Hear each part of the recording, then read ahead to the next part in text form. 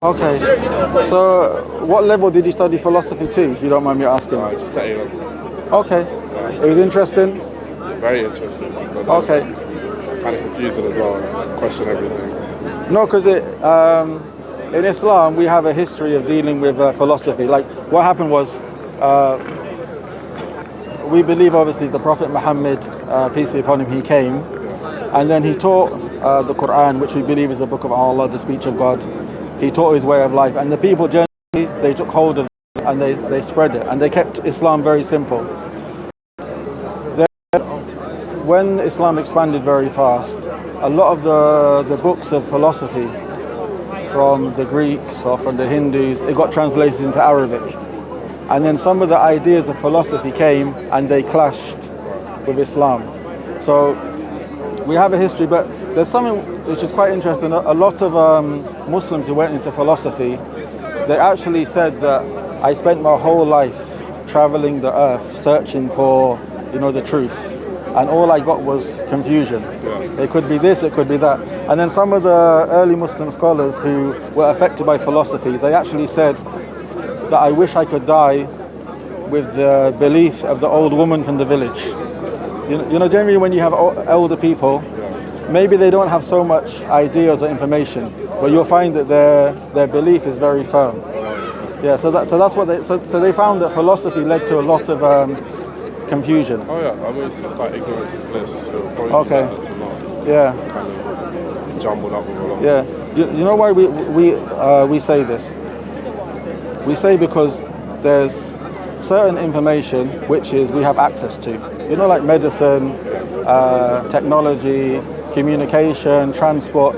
The human mind, it can come up with ideas, it can test the ideas or science, and then it can put into practice, it's beneficial. And then obviously we got where we are today with the buildings, with the mobile phones, etc. But when it comes to what is the purpose of life, who is God, what has God put me here for, what happens in the hereafter, if there is a hereafter, we would say this is not left to the human intellect. Whereas philosophy, it got very intelligent people together and they tried to come up with answers to these things. What is knowledge? What is the purpose? What is the reality? But the human mind, we would say, it has no access to this. The only access we have is revelation, where the Creator has chosen particular individuals, the best from the individuals, the most moral, the most respected in society, and we would say like Noah, Abraham, Moses, Jesus, and obviously as Muslims we believe in Muhammad, peace be upon all of them, and we believe that these messengers, they received revelation, they received books, like Moses received the Torah, David received what is called Zabur, or in English they call it the Psalms, and Jesus received the Gospel, and Muhammad, peace be upon all of them, received the Quran. And we say that this is the only way you have access to this information. So how does that sound? Does that sound reasonable or? Yeah, but that makes sense for most of my beliefs anyway. Okay, yeah. I kind of think, a lot of stuff kind of unable to comprehend just the mind. It doesn't make sense to try and intellectualize everything. Sometimes it's just not as... In Islam, it respects the human intellect. Like that's why, for example, we have alcohol is forbidden, taking drugs is forbidden, and one of the main reasons is to protect the human intellect.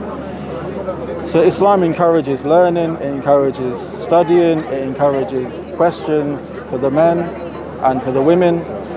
But Islam basically places the revelation from God over the intellect. So we would say we have the intellect to understand the revelation. And then some people, they went astray from amongst the Muslims, and we would say from the Jews and the Christians, where they place their intellect over the revelation. So the Muslim scholars, they say basically there's three things which mankind needs to know, which can only come by revelation. The first being, who is God? Human beings left alone, they can recognize there's a God by this internal desire which we have to recognize God, by observing the creation around us, by looking at our own selves. Like For example, the way we're communicating, the way you're listening, the way you're processing the ideas, the way you can reply. At the same time, we're breathing, the heart is beating. We would say that the system is too much to say. It's random. It's no chance. So we say human beings can recognize a creator, but who is that creator? What is his names? What are his attributes? How do we understand the creator? We say this could only come by revelation.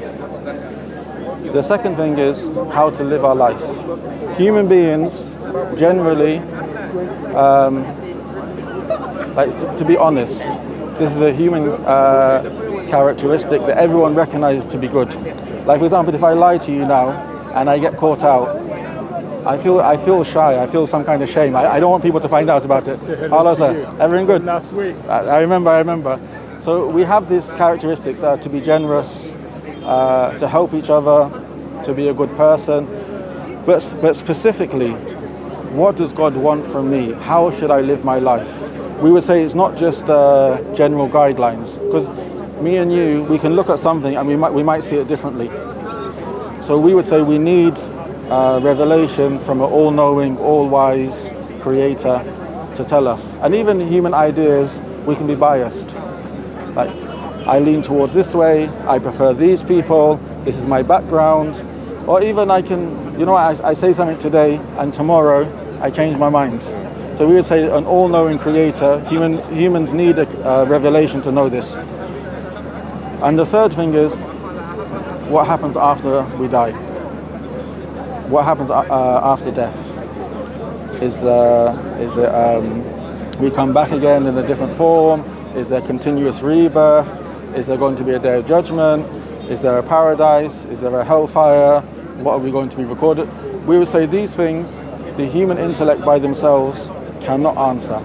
So these three things, we need revelation. So that's what we understand the prophets came with, and that's what we understand that the books were sent down with.